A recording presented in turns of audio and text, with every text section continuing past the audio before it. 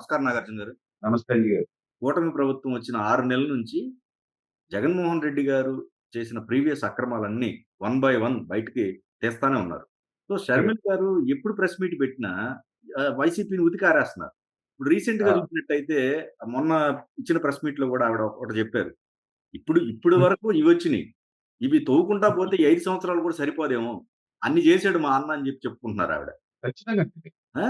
మనకి ప్రభుత్వం వచ్చిన కొత్తలోనే మనం ఒకసారి మాట్లాడినప్పుడు చెప్పాం. ఈ వచ్చేటువంటి రాబోయే కాలంలో బయటపడేటువంటి అవినీతి కేసులు సాల్వ్ చేయటానికి ప్రస్తుతం ఉన్న పోలీస్ డిపార్ట్‌మెంట్ చాలదు. ప్రస్తుతం ఉన్నటువంటి సీఐడీ కూడా చాలదు. దానికి ఒక ప్రత్యేకమైనటువంటి వింగ్‌ను పెట్టి, మంత్రిత్వ శాఖనే పెట్టి, రఘురామకృష్ణరాజు గారు లాంటి ఆయన ఒక మంత్రిగా చేస్తే గాని ఇవన్నీ గూడా ఒక కొలిక్కి రావని మనం ఫస్ట్‌లోనే అనుకున్నాం. సో, సేమ్ అదే దాన్ని ఇవాళ షర్మిల గారొచ్చి నిర్ధారించారు. ఎందుకంటే మనం చూస్తా ఉంటే వారానికి ఒకటొస్తుంది గదండీ బయటికి. ఈ చేసిన అరాచకాలు, అవినీతి అనేటువంటిది. అవును. దీంట్లో ఉంది, దీంట్లో లేదు అని మనం చెప్పకుండా ఎన్ని రకాలు చేయగలిగారో అన్ని రకాలుగా చేసి తర్వాత నేను మళ్ళీ చెప్తున్నాను. తెలుగుదేశం పార్టీ, పవన్ కళ్యాణ్, తర్వాత పవన్ కళ్యాణ్ పార్టీ, తర్వాత బీజేపీ అందరూ కలిసి జగన్మోహన్ రెడ్డి గారిని వాళ్ళ పార్టీని విమర్శిస్తే జనంలోకి ఎంతెళ్తుందో, ఒక షర్మిల గారు చేసేటువంటి ప్రెస్ మీటు అంత ఇంపాక్ట్ క్రియేట్ చేస్తుందండి జనంలో. కరెక్ట్. అంటే స్ట్రెయిట్‌గా మాట్లాడతాం.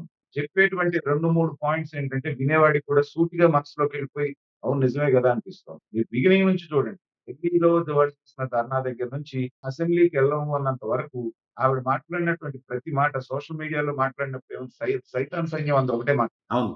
అవును. నిన్న అవును. కూడా సైతాన్ సైన్యం అనే మాట చాలా బావుంది. అవును. అదే పేరు పెట్టాలి. మనమేమో రాక్షస గణాలు అంటున్నాం. ఆవిడేమో సైతాన్ సైన్యం అంటోంది. తర్వాత ఆవిడ వీడియోస్ ప్రెజెంట్ చేసి జగన్మోహన్ రెడ్డి గారు చెల్లిని బాలకృష్ణ గారు ఎలా తెచ్చారో చూడండంటే, దానికి ఆవిడిచ్చిన కౌంటర్ ఎంత బ్రహ్మాండంగా ఉందండి. 5 నిమిషాల్లో పరువు తీసేసారావిడ. తీసేసింది. ఆ! బావుంది. నా మీద అంత ప్రేమున్నప్పుడు 5 సంవత్సరాలు ఏం చేసావు? గాడిదలు కాసావా? అది ఒకటే మాట. అసలు మొహమాటం. అందులో ఆవిడ దగ్గర ఉన్న ఇంకో విశేషం ఏంటంటే, కదా! ఈ మాట అంటే పోయిందావిడ. తర్వాత రాజకీయ విశ్లేషకుడుగా నేను ఎన్నికలు అయిపోయిన దగ్గర నుంచి షర్మిల గారిని చూస్తున్నాను. అంతకుముందు గతంలో ఒక 3, 4 నెలల వరకు ఆవిడ బయటకొచ్చి మాట్లాడేటప్పుడు ప్రెస్ మీట్‌లో కొంత ఆవేదన ఉండేది ఆవిడ మాటల్లో. నాకు న్యాయం జరగలేదు. లేకపోతే నన్ను అన్యాయం చేశాడు. అది గ్రాడ్యుయల్‌గా తగ్గుతూ ఇవాళ అన్నని విమర్శించే ప్రతి మాట ఆవిడ ఎంజాయ్ చేస్తారు. గమనించారా? అవును.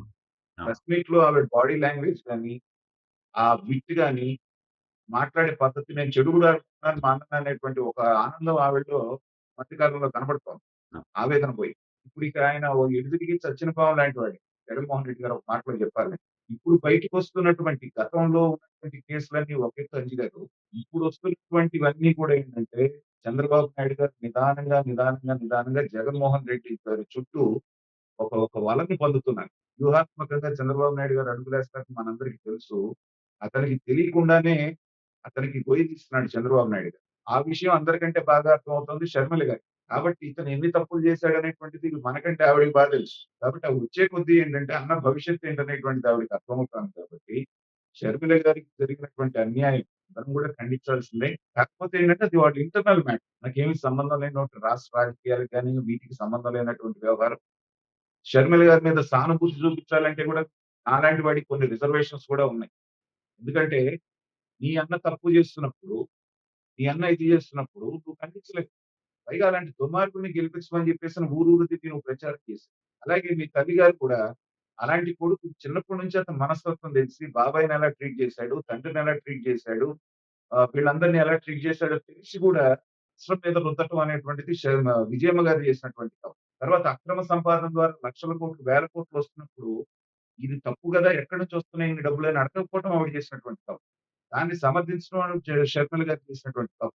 కాబట్టి తప్పు తెలుసుకున్నామని ఇప్పుడు వాళ్ళు అంటున్నారు కాబట్టి, మనం షర్మిల గారి పట్ల సానుభూతి చూపించాలే గాని, దానికి వాళ్ళ ఆస్తులు పంచుకోవాలని వాడికి జరిగిన అన్యాయంలో గాని ఏది వాళ్ళ తండ్రి సంపాదించినయి కష్టపడి సంపాదించింది కాదు. ప్రజలను అడ్డం పెట్టుకొని, అధికారాన్ని అడ్డం పెట్టుకొని సంపాదించుకున్నారు. కానీ ఏంటంటే ఇవాళ బయటికొచ్చి ఆవిడ చేస్తున్నటువంటి పోరాటం మాత్రం చాలా ముచ్చటేస్తోంది.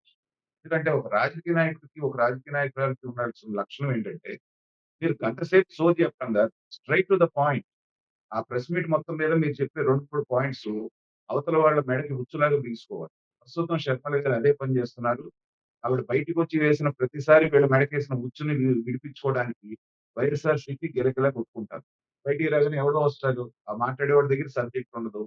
ఏమన్నంటే ఆవిడ 4 తిట్లు తిట్టి పోవటమే తప్పితే, ప్రజల్లో ఆవిడేమో ఒక హైలైట్ అవుతుంది. వీళ్ళేమో ఫూట్స్ అవుతున్నారు. ఆ విషయం అర్థం చేసుకోవట్లేదు. మీరన్నట్టుగా ఆవిడ చాలా పరిణితితోటి మాట్లాడుతోంది. అది ప్రజల్లో కూడా బాగా వెళ్తోంది. సో, జగన్మోహన్ రెడ్డి గారిని దెబ్బతీయడానికి రకరకాల ఫ్యాక్టర్స్ ఇప్పుడు పనిచేస్తుంటే, అతను చేసిన అవినీతి కానివ్వండి, మిగతా పులి మీద పుట్టలాగా చెల్లెల రూపంలో ఇంకొక ప్రత్యర్థి బలమైన ప్రత్యర్థి తయారవటం అనేటువంటిది అది జగన్మోహన్ రెడ్డి గారు చేస్తున్నటువంటి పాపం. అది ఆయన దురదృష్టం కూడా.